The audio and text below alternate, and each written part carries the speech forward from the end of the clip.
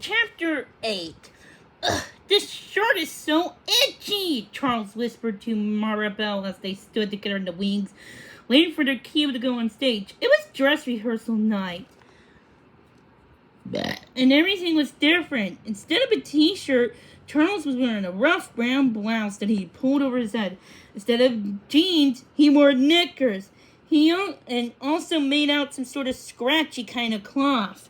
He was also barefoot. He wore a tan cup and lipstick. What? No way!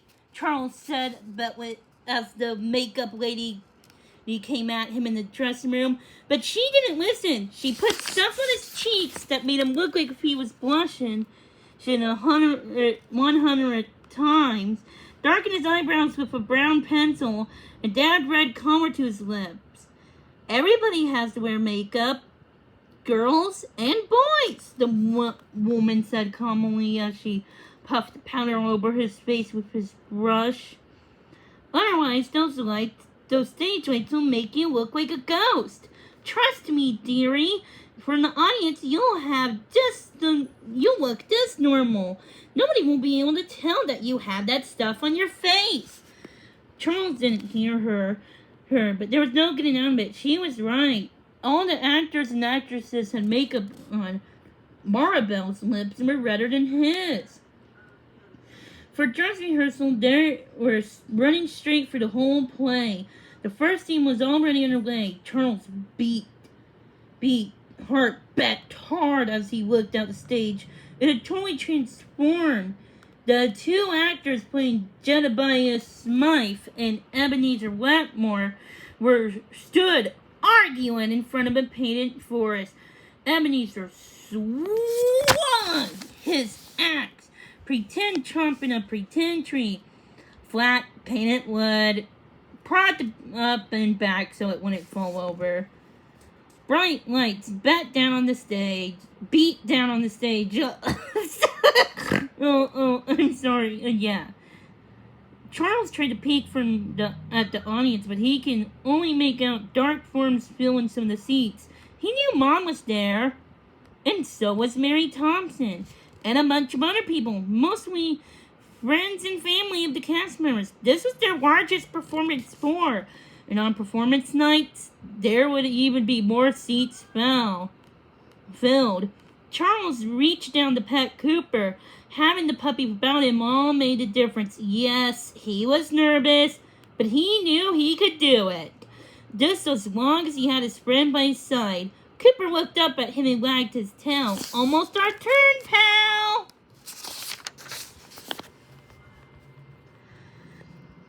The actors on stage had finished their dialogue. Miss Davis began to play the chords and introduce their song.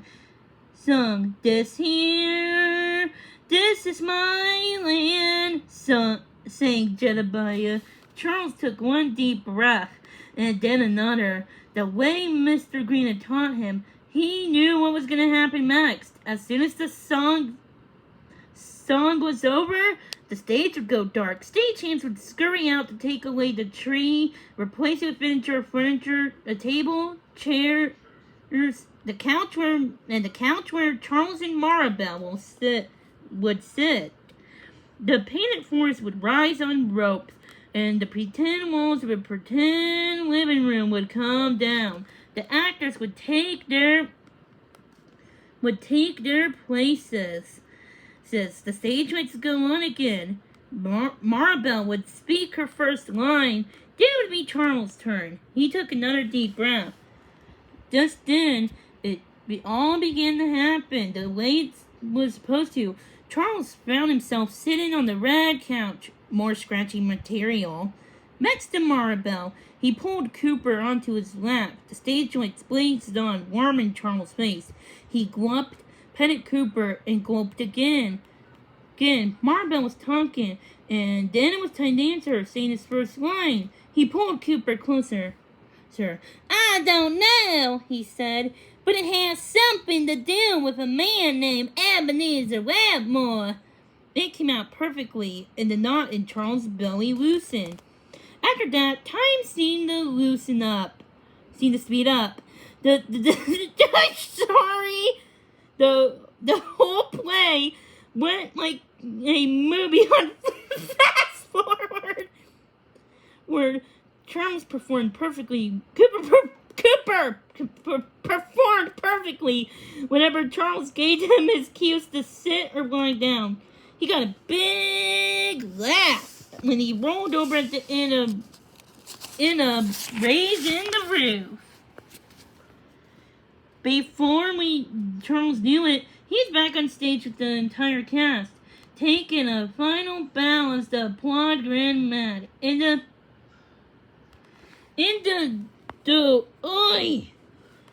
wings, Mr. Green in the wings grinned to them and gave them all 2 thumbs up. Fantastic dress rehearsal, everyone, he called. Absolutely fantastic. The cast filled off the stage, and most of the actors went right into the audience to talk to friends and family members who had come to watch. Charles took Cooper up to the aisle, and they both needed a moment outdoor. Charles, Mom called and waved. You were wonderful.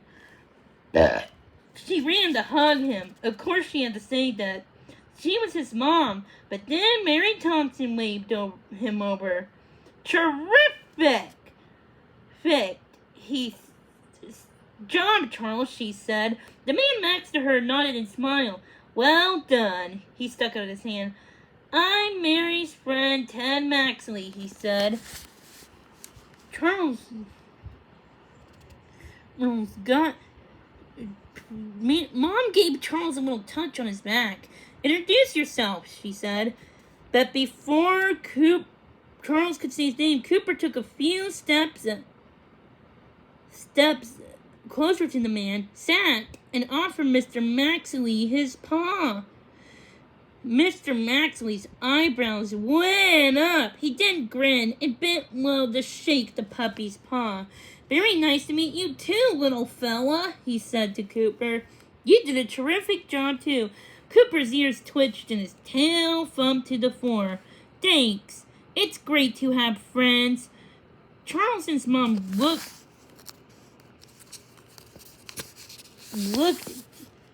at each other and laughed. I guess Cooper knows how to introduce himself. That must be trick number 10, Mom explained. She explained to Mr. Maxley how they discovered each of Cooper's first tricks. Yes, Mary told me that this fellow was quite an entertainer, said Mr. Maxley. I came here with her tonight so I can meet him. I understand you're fostering him, right? That's right, said Mom.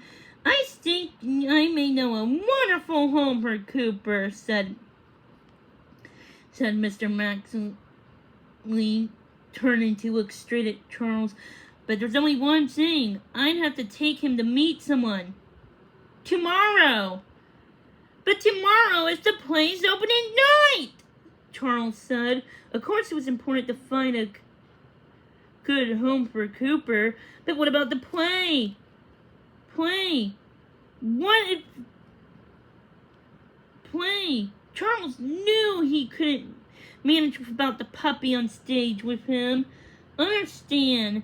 I promised to have him back in time for the show. You can trust Ted, said Mary. He's one of my oldest friends, and he's very good with dogs. Cooper will be safe with him. Charles had no choice. The whole point of fostering puppies was to find them a good home. He had to let Mary's friend take Cooper. Everything would be okay, as long as the puppy really was back in time.